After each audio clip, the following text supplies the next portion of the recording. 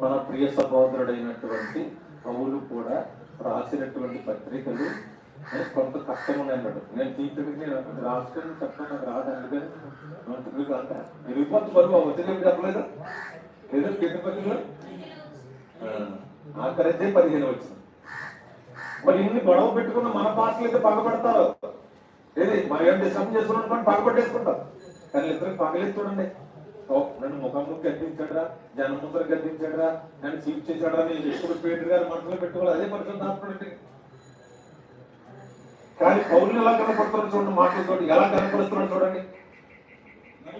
2 పేతురు 3:15 వచ్చిన దీర్ఘశాంతము రక్షణార్థమైనదని ఎంచుకొనండి. అలాగూ అదిగోండి మన ప్రియ సహోదరుడైన పౌలు కూడా తనకు అనుగ్రహింపబడిన జ్ఞానము చొప్పున మీకు రాసి ఉన్నాడు. వీటిని గూర్చి తన పత్రికలన్నిటిలోనూ బోధిస్తున్నాడు. అయితే వాటిలో కొన్ని సంగతులు అర్థం కావట్లేదండి, గ్రహించుటకు కష్టంగా ఉన్నవి. ఎందుకు కష్టంగా ఉంది? అప్పటి వరకు వాళ్ళు వేసుకున్న వే ఒకటైతే ఈ వే ఇంకోలా ఉంది, అందుకు కష్టమైంది. అరే మొన్నదాకా 4 వేళ్ళు 6 అనుకున్నావురా, 4 వేలు 8 అంటున్నాడు రా. అయితే 8 కరెక్ట్, కానీ 6 కరెక్ట్ అంటండి. అందుకు కష్టం అవుతుంది. ఎవరికి కష్టం అది చెప్పండి చూడండి. ఎవరికి కష్టం అది? విద్య విహీనులకును స్థిరం లేని వాళ్ళకి. సేవకుడు కూడా స్థిరం ఉండదు. అక్కడ అందుకుంటాడు వెళ్ళిపోతాడు, అక్కడ ఓటు పెడతాడు వెళ్ళిపోతాడు, అక్కడ బ్యాట్ అంటాడు వెళ్ళిపోతాడు. స్థిరం లేని వాడికి బైబిల్ ఎలా అర్థం అవుతుంది? నేను చెప్పాను అది. అస్థిరులైన వారంటే ఎవరో చెప్పండి. ముందు సేవకుడు ఒక ఉద్యమం ఒక విప్లవాన్ని సృష్టించాలంటే వాడు దాని ముందు పట్టుకోవాలాడు, దాన్ని గట్టిగా పట్టుకోవాలి. సిద్ధాంతాన్ని తిరగద్దు, గట్టిగా పట్టుకొని నువ్వు అనుకున్న దాని ప్రకారం ఎక్కడన్నా సావాసం ఉంటే కంటిన్యూ చేయి. లేదంటే ఎలా అవసరం లేదు. నాకు నేను తెలిసి ఎలా అవసరం లేదు. నేను ఏ ఫెలోషిప్ లో కూడా లేను, నన్ను ఎవరు ఆపలేడు కూడా.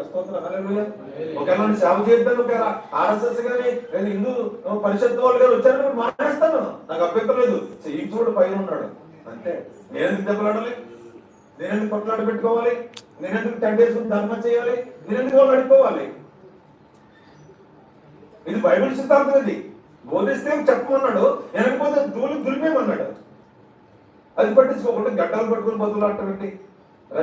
రండి ఏంటది? దేవుడు దిగజార్చొద్దు. అది పదవి సింహంగా రాబోతున్నాడు. ఈ స్థిరం లేకుండా లేఖనం ఏమర్థం అవుద్దండి? విద్య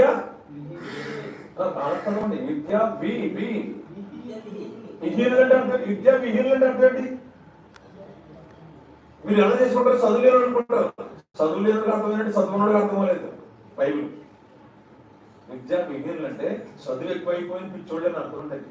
విద్యా విహీనులు.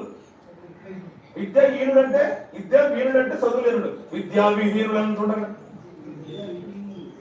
అంటే విద్య ఎక్కువైపోయి ఒకరిగా తిప్పేస్తున్న వాళ్ళు. ఇలా చెప్పాను కదండి, ఎచ్చగలం లేవు చల్లగలం లేవు అని ఆయన ఒక్కలో చెప్తే నేను ఏమన్నాడు? బోర్డు నుంచి వచ్చే నీళ్ళు ఎవరికి కావాలి? మీరు అందరూ ఇంటర్నేషనల్ ఎటువంటి గేమ్స్ అంటారు. అంటే ఏ స్టోరీలో అయ్యండి? అవుట్డోర్ విషయాలు ఎవరికి కావాలి?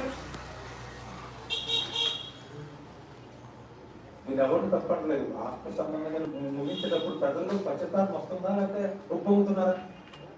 నువ్వు సభెట్టావంటే ఒక ప్రసంగం చేసావంటే రాష్ట్రంలో జనం కన్నీళ్ళు పెట్టాలి. అది ఆత్మ నడిపింపు. రాష్ట్రం ఉల్లాసంగా నవ్వుకుంటూ వెళ్ళిపోతారంటే నువ్వు నడిపింపు ఏంటి? నువ్వేం చేసావు? రాష్ట్రం వాళ్ళకి ఏమి ఇచ్చావు మెసేజ్? ఆ వాక్యం పెట్టుకొచ్చావు, నెప్పి పెట్టావా? మూడు ఉదాహరణలు. నాతోనే ప్రవక్త వచ్చాడు, దావీదుకు ఎన్నో చెప్పాడు. లాస్ట్ ఎవరు నెప్పి పెట్టాడు? వాక్యాన్ని పెట్టుకొచ్చి ఎవరు నెప్పి పెట్టారు? దావీదు మారట్లేదా? నువ్వు వాక్యం చెప్పి ఎక్కడ పెడతావా? వచనంలో పెడతావా? ప్రసంగం లైఫ్ నేర్చుకోండి. ప్రసంగం చెప్పి ఈ మనుషుడు నువ్వే, వ్యభిచారుడు నువ్వే, దొంగవు నువ్వే, నీతోడే మాట్లాడుతున్నా దేవుడు చెప్పే దమ్ము నీకుందా? సగంలో చెప్తే జనం ఉంటారా? జనం లేకపోతే మనం నడుతుందా? అందుకే కడుపుకోటి కోసం ఒక